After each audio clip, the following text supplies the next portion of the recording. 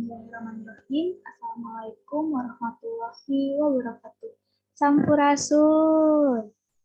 Selamat siang kepada Bunda Aas dan Bapak Sofyan dan teman-teman semuanya. Sebelumnya perkenalkan saya Hijranti Fauziah dengan NPM 2050600107. Saya dari kelompok 1, saya di sini sebagai moderator.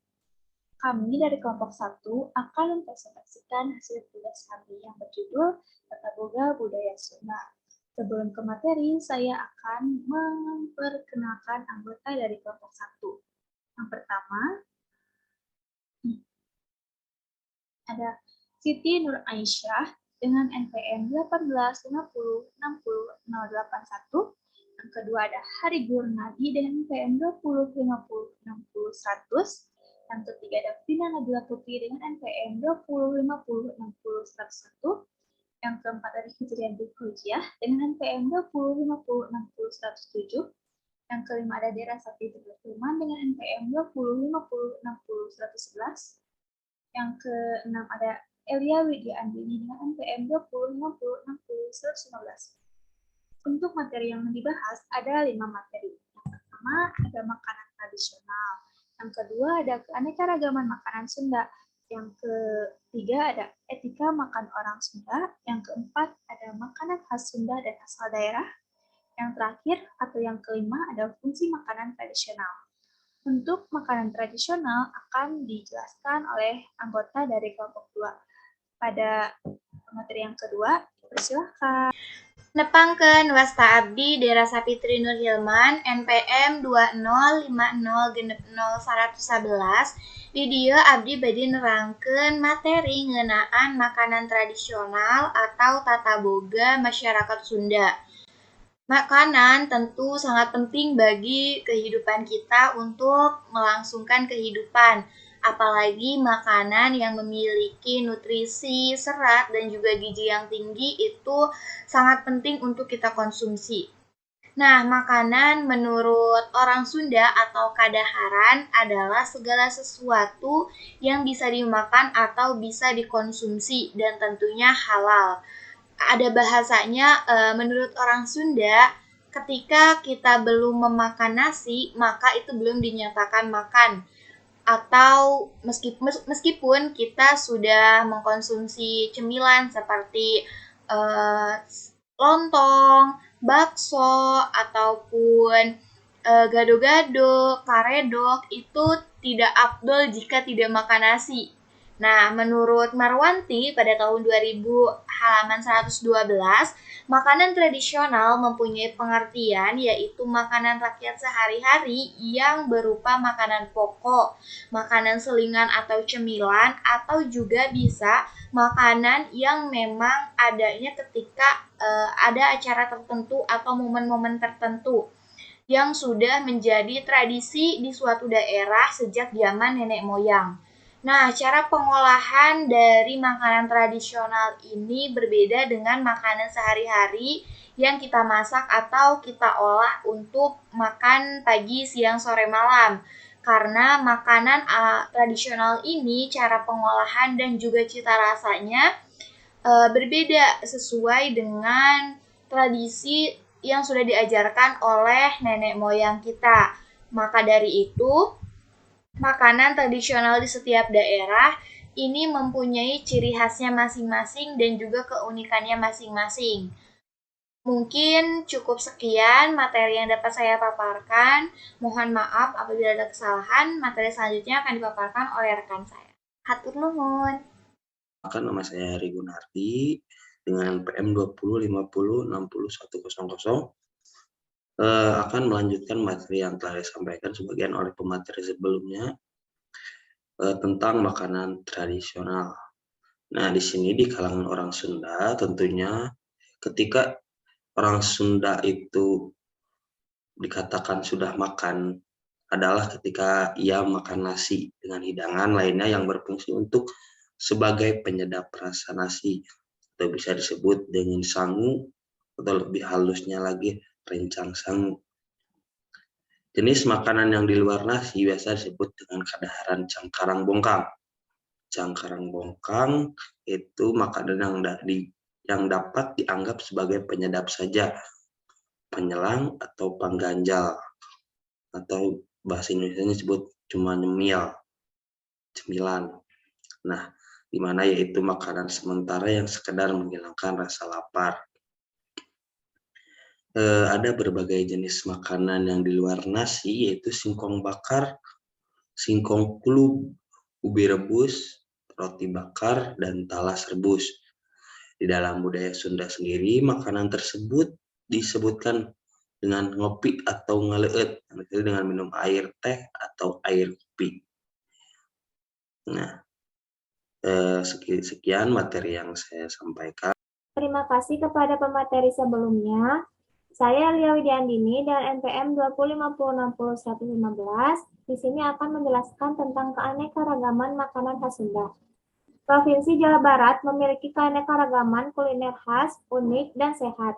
Adapun ragam kuliner Jawa Barat menurut Kusnaka Adi Miharja dalam bukunya yang berjudul Makanan dalam Khazanah Budaya tahun 2005 halaman 57 yaitu tahu gejrot, kaledok terong, bakaka kayam, nasi kuning, nasi liwet, nasi tumpeng, cobek beluh, dan aneka lalaban seperti antana, eceng, saladah cai, saladah bokor, sintrong, kemangi, terong bulet, tomat, jaat, kacang panjang, mentimun, dan aneka sambal yaitu sambal bajak, sambal goang, sambal goreng daging, dan keanekaragaman kuliner khas Sunda lainnya. Makanan khas Sunda tidak akan terpisah dengan lalaban dan sambal, karena lalaban atau sayuran yang dikonsumsi memiliki banyak kandungan vitamin dan mineral yang berkhasiat dalam penyembuhan berbagai penyakit. Ciri khas kuliner kata Sunda ini sudah ada sejak nenek moyang kita dahulu, yaitu menyantap nasi walaupun lauk pauk seadanya, yang penting tidak ketinggalan dengan lalaban dan sambal.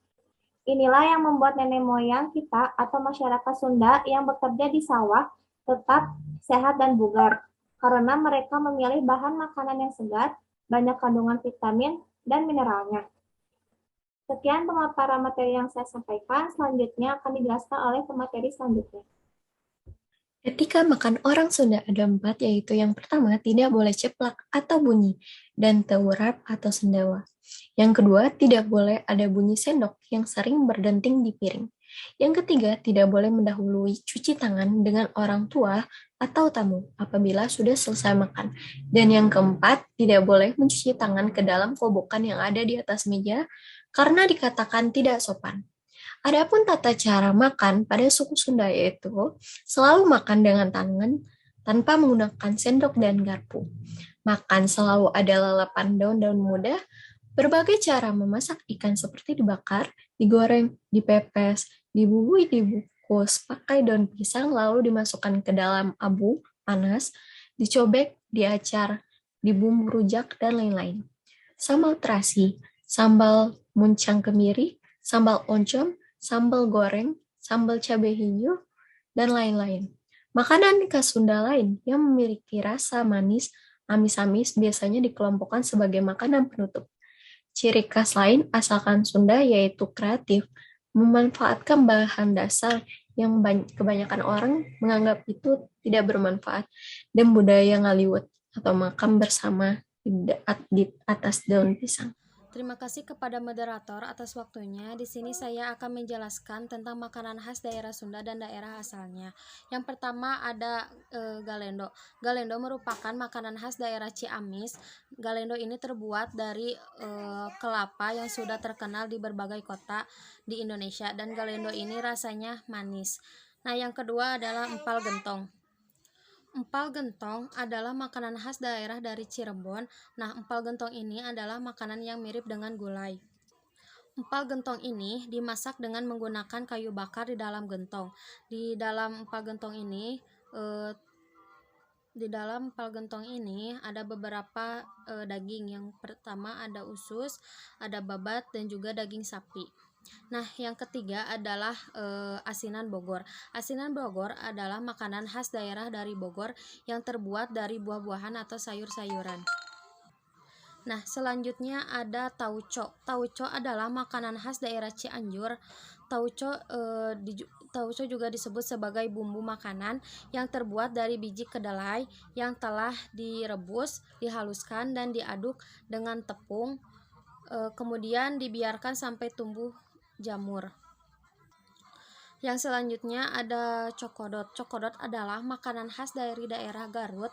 Nah, cokodot ini terbuat dari dodol yang dicampur dengan coklat. Yang selanjutnya ada ali agrem. Ali agrem adalah makanan khas dari daerah Karawang. Ali agrem makanan yang mirip dengan donat yang bulat dan bolong pada bagian tengahnya. Selanjutnya ada kalua jeruk. Kalua jeruk adalah makanan khas daerah dari Majalengka. Kalua jeruk ini terbuat dari olahan kulit jeruk Bali pilihan. Nah, yang selanjutnya ada sate marangi. Sate marangi merupakan makanan khas daerah dari Purwakarta. Sate marangi terbuat dari daging domba yang ditusuk dan dikasih kecap berupa acar yang dipisah. Nah, selanjutnya ada keripik nanas. Keripik nanas merupakan makanan khas daerah dari Subang.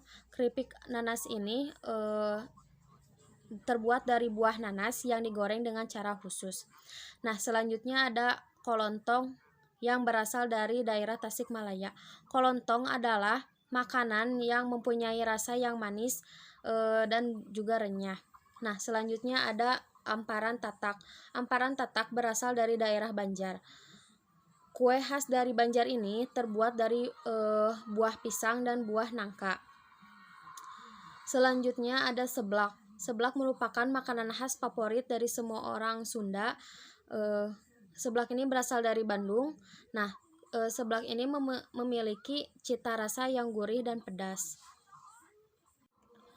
Lalu selanjutnya ada kue jahe. Kue jahe merupakan makanan khas daerah Sukabumi yang dibuat dari cengkih, kacang tanah atau kayu manis dan dimaniskan dengan madu, gula, atau molase. Nah, selanjutnya ada dodol Garut. Dodol Garut merupakan makanan khas daerah dari Garut. Dodol memiliki cita rasa yang manis, teksturnya kenyal, ada tambahan gula, kelapa, dan susu yang membuat makanan ini semakin terasa gurih. Dodol merupakan makanan yang tahan lama meskipun tidak menggunakan bahan pengawet dalam pembuatannya. Lalu selanjutnya ada mochi. Mochi merupakan makanan khas daerah dari Sukabumi. Makanan ini berbentuk bulat dan bertekstur kenyal dan lembut, juga manis. Mochi ini biasanya memiliki beberapa varian di dalamnya. Ada yang isi kacang, lalu ada isi stroberi atau isi es krim. Nah, lalu selanjutnya ada gado-gado. Gado-gado merupakan makanan khas dari daerah Jakarta. Gado-gado ini berisi sayuran yang direbus, irisan telur dan tahu, serta ditaburi dengan bawang goreng dan kerupuk. Ditambahkan dengan bumbu kacang atau saus dari kacang tanah yang telah dihaluskan, yang kemudian diaduk merata. Selanjutnya ada tahu Sumedang. Tahu Sumedang adalah makanan khas dari daerah Sumedang, yang tahu ini tanpa isian, tapi bagian luarnya itu agak kering dan rasa dari tahu Sumedang itu gurih. Nah, inilah yang membuat tahu Sumedang itu berbeda dibandingkan dengan tahu jenis lainnya. Nah, selanjutnya ada colenak. Colenak merupakan makanan khas dari daerah Bandung. Colenak ini terbuat dari tape bakar atau peyem, singkong.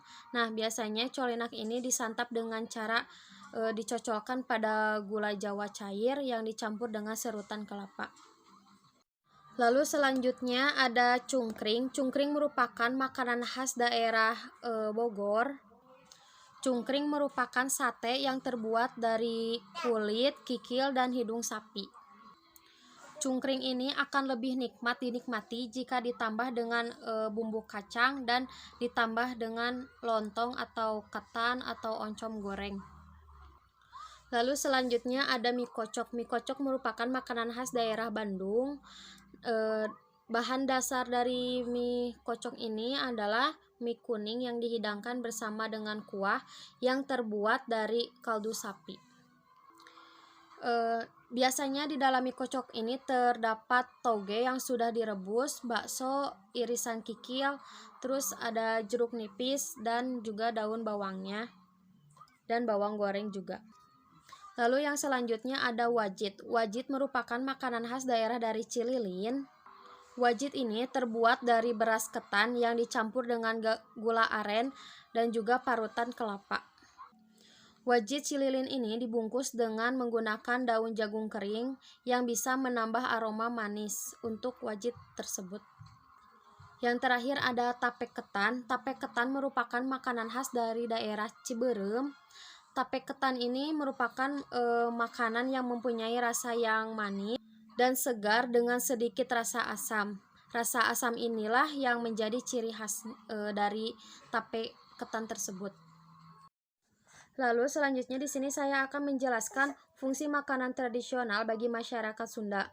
Fungsi makanan tradisional apabila diteliti secara seksama, maka akan berguna bagi ungkapan ikatan sosial, ungkapan solidaritas kelompok, dan simbolisme bahasa. Yang pertama, sebagai fungsi ungkapan ikatan sosial, sebagai hasil budaya Sunda, makanan tradisional bisa mengikat secara sosial bagi orang-orang Sunda. Contohnya, peyem Bandung adalah makanan khas tradisional yang telah ada sebelum kemerdekaan atau mungkin penghujung abad ke-19 karena fungsi yang kedua adalah fungsi ungkapan solidaritas kelompok. Sebagai kebudayaan, maka makanan tradisional menjadi bagian dari rasa solidaritas pada zaman dahulu. Selain itu, orang Sunda di Pangumbaran atau jauh dari tanah kelahirannya mendapati makanan tradisional yang disajikan orang Sunda lainnya yang juga berada di Pangumbaran. Hal itu akan menambah solidaritas bagi dirinya menganggap saudara pada yang menyuguhkannya. Dengan demikian, solidaritas terbangun bukan hanya dari bahasa, tapi juga dari makanan. Yang terakhir ada fungsi simbolisme bahasa.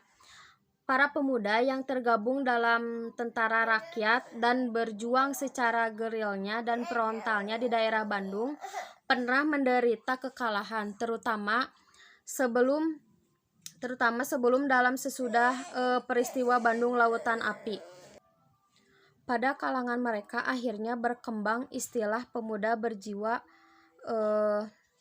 peyem karena dianggap lembek dan tak semangat menghadapi musuh Belanda. Sebagai petanda tegangan suasana waktu itu antara makanan dan perjuangan. Selain itu, pada lagu Colenak belum peyem di gulaan yang berkembang ketika perjuangan fisik menjadi tanda bahwa makanan tersebut populer dan menjadi bagian dari perjuangan rakyat Jawa Barat. Terima kasih, kembalikan kepada moderator. Terima kasih kepada pemateri dari anggota kelompok 2. Selanjutnya saya akan membacakan kesimpulan dari materi yang sudah dijelaskan tadi. Jadi, makanan tradisional adalah makanan pokok yang dimakan sehari-hari oleh masyarakat Sunda. Makanan tradisional juga sering disebut dengan makanan selingan atau makanan saji, khusus yang sudah turun-temurun dari nenek moyang kita. Di kalangan orang Sunda juga, belum makan nasi berarti orang tersebut belum makan. Ciri khas orang Sunda ya. Selanjutnya, masyarakat Jawa Barat memiliki ciri khas kuliner yang unik, terutama untuk makanan khas Sunda. Makanan khas Sunda tidak terlepas dari lalaban dan sambal yang sangat enak ketika dimakan. Biasanya orang Sunda makan secara bareng-bareng di saung yang berada di tengah sawah dengan lauk pauk yang seadanya. Itu sangat nikmat untuk menjalin silaturahmi bersama keluarga, apalagi sekarang munggahan ya teman-teman ya, banyak keluarga yang makan bareng-bareng, ciri khas orang Sunda. Masyarakat Sunda juga memiliki karakter yang periang, sopan, santun, lemah, lembut, murah senyum, dan menghargai kepada orang yang lebih tua darinya. Tata cara makan orang Sunda tidak boleh bersendawa, karena kalau kata orang dulu pamali katanya ya, Terus tidak boleh makan sambil bicara, tidak boleh ada suara sendok. Cara duduk orang Sunda ketika makan yang baik yaitu bersila untuk lelaki dan emok untuk perempuan. Makanan khas Sunda berupa galendo, empal gentong, tauco, asinan Bogor, cocodot khas dari Garut itu, ali agrem, kalua jeruk, sate marangi itu khas dari Purwakarta ya, pasti teman-teman sudah mencobanya dan sering mendengar sate marangi itu ya. Ada keripik nanas, kelontong, kolontong, amparan tatak, seblak, dan kue jahe. Apalagi seblak itu pecinta wanita. Kalau lagi bete pasti harinya seblak dengan seblak yang pedas banget. Dan ada juga fungsi dari makanan tradisional berupa fungsi ungkapan ikatan sosial, fungsi ungkapan solidaritas, kelompok, dan fungsi simbolisme bahasa. Baik, maka dari itu kami dari kelompok 2 izin mengundurkan diri dan saya sebagai moderator juga izin mengundurkan diri. Saya akan kembalikan kepada Bunda As dan Bapak Sofyan. Pada teman-teman yang ingin bertanya tentang materi yang sudah dibahas, boleh dipertanyakan pada kelompok 1. Terima kasih. Assalamualaikum warahmatullahi wabarakatuh. Urip Sunda.